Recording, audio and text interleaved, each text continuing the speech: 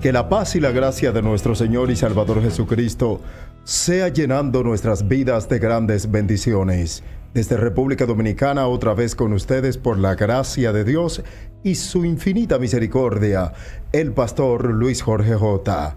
Bienvenidos sean todos ustedes. Esto es el Ministerio Paz y Gracia, Verdad Bíblica, donde nosotros pues enseñamos humildemente la palabra del Señor. Así que hoy tenemos otro tema que es muy importante para nuestra fe, para nuestras vidas cristianas, que podamos nosotros entender que sin importar lo que pasamos, podemos ser librados del horno de fuego. Este es el tema que tocaremos hoy, que se encuentra en Daniel capítulo 3, verso 1 en adelante. Librados del horno de fuego. Y de una vez doy la bienvenida también a nuestros queridos hermanos, seguidores y personas relacionadas a este ministerio y a mi persona, Pastor Luis Jorge J, a los hermanos de Facebook, a también los de YouTube y todos los que de una forma u otra comparten esta transmisión. Muchas gracias por siempre ayudarnos a llevar la palabra de Dios. Y de inmediato, después de darle esa presentación de lo importante que son ustedes para el ministerio y de poner a Dios sobre todas las cosas en alto, vamos a presentarle al Señor este estudio bíblico para que sea su misericordia, su providencia, su amor infinito, permitiéndonos sacarle el mayor provecho. Acompáñeme a orar. Padre, te damos gracias por este día maravilloso, por tu infinita gracia, por tu amor, porque siempre estás con nosotros, porque nunca nos ha dejado. Porque sin importar lo que estemos pasando, Señor, tu misericordia siempre es con nosotros. Gracias, Señor, porque aún en medio de esta pandemia, aún en medio de esta necesidad que hay en el mundo entero, nosotros sabemos que tú nunca nos dejarás solo. Y si muchos de nosotros, por si acaso, tendríamos que pasar, Padre, por fuego, sabemos, estamos seguros, Señor, que tú estarás con nosotros. Gracias, Señor, por cuidar a nuestros parientes, por cuidar a nuestros hijos, por cuidar a los relacionados nuestros, Señor. Gracias, Dios mío. Permite que los que están enfrentando esta pandemia, este virus, Dios, puedan salir hacia adelante y tengan una oportunidad de arreglar su vida contigo. Y que no tenga miedo el cristiano, porque su vida está en las manos tuyas, Señor. Gracias, Señor. Bendice a cada uno de los presentes a través de la tecnología. Bendice su casa, bendice su hogar, bendice su familia, Dios. Bendice sus hijos. Bendice, Dios mío, su finanza. Bendice su matrimonio. Bendice, Dios, de una manera muy especial, Padre, a cada uno de los que escuchan esta palabra en este momento. En el nombre de Jesús. Amén. Gloria a Dios. Así que siéntase usted bendecido, bendecida. Siéntase usted que verdaderamente vale la pena servirle al Señor. Muchas gracias a ustedes. Comiencen a compartir esta transmisión para que más personas puedan ser bendecidas. Iniciamos de una vez con este tema que sé que el Señor pues tiene una gran enseñanza para cada uno de nosotros en esta noche gloriosa. Librados del horno de fuego. Daniel capítulo 3, verso 1 en adelante. Y dice de la siguiente manera, vamos a poner los versos bíblicos del 1 y 2, que dice de la siguiente manera: en el nombre del Padre, del Hijo y del Espíritu Santo. Amén. El rey Nabucodonosor hizo una estatua de oro cuya altura era de 60 codos, muy alta por cierto, y su anchura de 6 codos. La levantó en el campo de Dura, en la provincia de Babilonia, y envió el rey Nabucodonosor a que se reuniesen los sátrapas, los magistrados, capitanes, oidores, tesoreros, consejeros, jueces y todos los gobernadores de las provincias, para que viniesen a la dedicación de la estatua que el rey Nabucodonosor había levantado. Estos son los dos primeros versos que nosotros vemos de este capítulo, de este estudio. Y tenemos que notar algo, y es que En el capítulo anterior, Nabucodonosor había tenido un sueño en el cual Daniel lo había revelado. Dios le había dado la oportunidad de la revelación de ese sueño que se lo comunicó a Nabucodonosor. Y vemos cómo había sido impactado en el capítulo 2, sin embargo, aquí toma una decisión diferente. Al parecer el sueño, aunque le intimidó, aunque le preocupó, aunque lo puso a pensar, no pudo quitar esta decisión tan meramente, vamos a decir nosotros, maligna, y es de autonombrarse Dios. Vamos a poner que parte de sus consejeros, no incluyendo, claro, a Daniel, sino otros, comenzaron a decirle: rey, mire, haga esto, porque esto lo va a perpetuar, esto lo va a hacer grande. Y muchas veces vemos eso. Yo dije en una ocasión que hay muchos hombres y mujeres de Dios que quienes lo han llevado a endiosarse es más el pueblo, porque el pueblo lo ve muchas veces de una manera que no debe de verlo.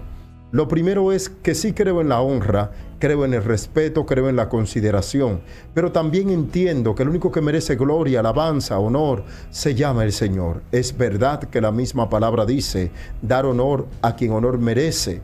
Eso es cierto, pero cuando nos pasamos de contentos a ver que las personas que son usadas por Dios, a endiosarla, a verlas como si esas personas fueran verdaderamente Dios, entonces tenemos un problema. Y es lo que pasa muchas veces con los cristianos. Yo entiendo y sé, porque Dios me ha usado a mí extraordinariamente en liberación, en sanidad, la gloria sea para Él, pero nosotros solamente somos canales, escúcheme bien, canales. Y es que muchas veces nosotros vemos el milagro en el predicador, en la predicadora, y nos olvidamos que el milagro lo hace Dios. Y aquí vemos cómo el rey Nabucodonosor pues hace una estatua enorme, gigantesca, con el plan de que los demás pudiesen verlo a él como un Dios. Hay que decir que Babilonia era una nación que adoraba todo tipo de Dios, en especial a Baal. En especial su Dios era Bel, que en otras culturas le decían Baal, y lo adoraban, y adoraban otros dioses, y para ello esto era normal, y muchos reyes en toda la antigüedad se creían que eran dioses, porque había muchos, como nosotros decimos hoy en día, tumbapolvo, el abasaco, emocionalistas para buscar beneficio personal, que comenzaban a endiosar a esos reyes, hacerlo creer que ellos tenían el control de todas las cosas. Y vemos aquí cómo él citó, en siendo funcionario que hubiesen en el reino, fueron los primeros y en todas las provincias, aunque nosotros no vemos aquí a Daniel en ninguna parte. Nosotros debemos de entender que probablemente a Daniel puede ser de que no se le pidiese lo que más adelante vamos a ver que a sus amigos le pidió, o puede ser que estuviesen en una provincia muy lejana donde todavía el decreto no había sido pues llegado. Por lo cual nosotros vemos aquí el interés del rey. Mire lo que él dice en este verso 2. Dice: y envió el rey Nabucodonosor a que se reuniesen los sátrapas, los magistrados, capitanes, oidores, tesoreros, consejeros, jueces y todos los gobernadores de las provincias, para que viniesen a la dedicación, escuche bien, a la dedicación de la estatua que el rey Nabucodonosor había levantado. O sea, vemos como era algo tan importante, era lo de la moda. Yo me imagino que donde quiera se decía, tú vas a ir a la plaza, tú vas a ir a tal parte, porque van a levantar la estatua del rey, porque es algo que es el momento donde vamos a rendirle honor al rey, y el rey se va a sentir bien. Pero qué pena, y usted dirá, hoy en día no se ve eso. Sin embargo, muchas celebridades y muchas en el ámbito político, en el ámbito artístico también vemos nosotros como muchos son adorados.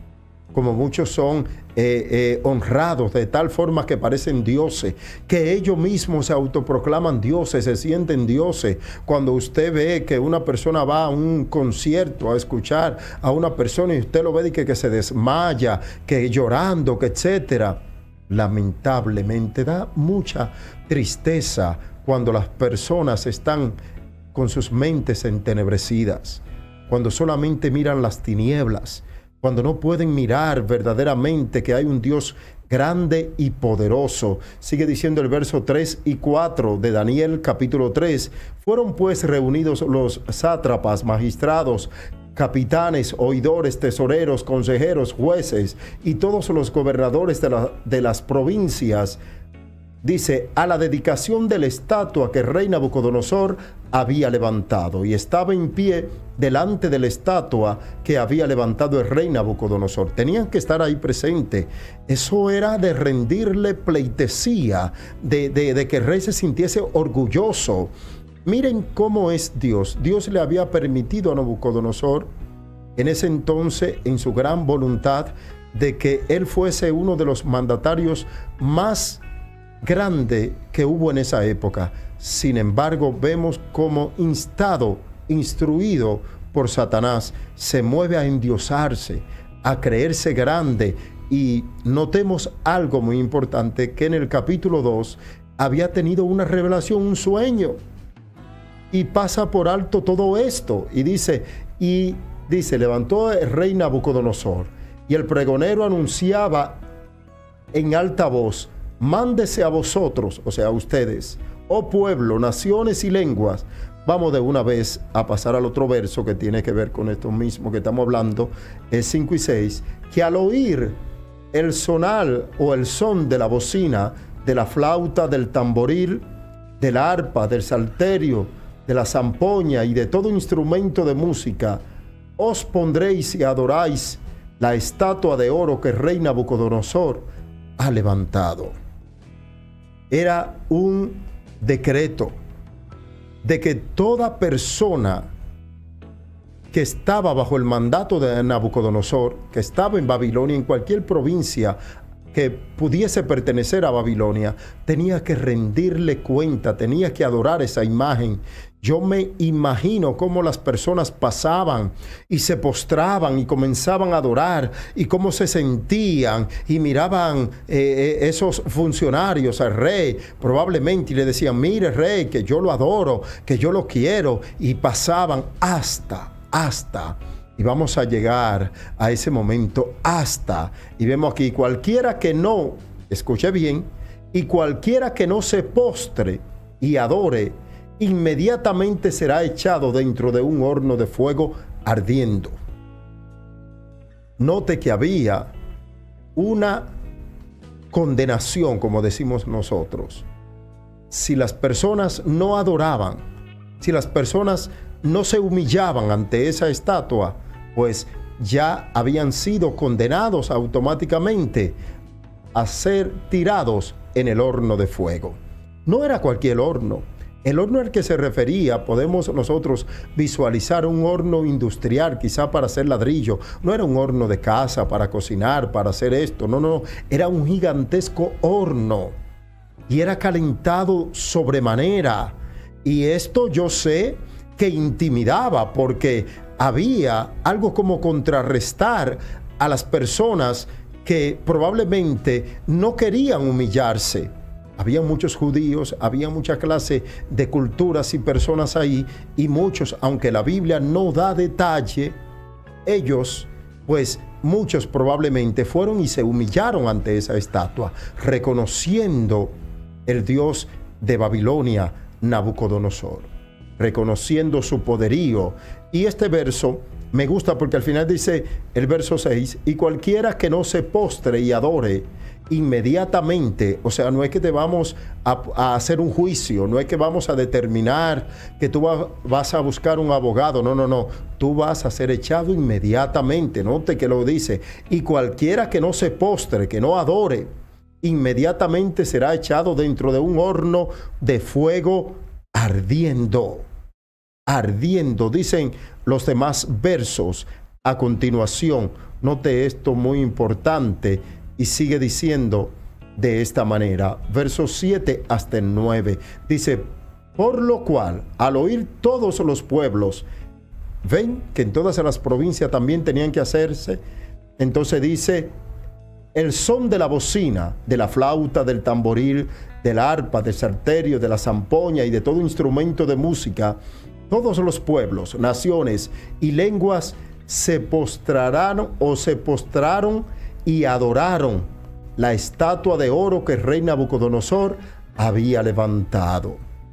Noten cómo los pueblos que estaban bajo el régimen, estaban bajo el poderío de Babilonia, tenían que obedecer.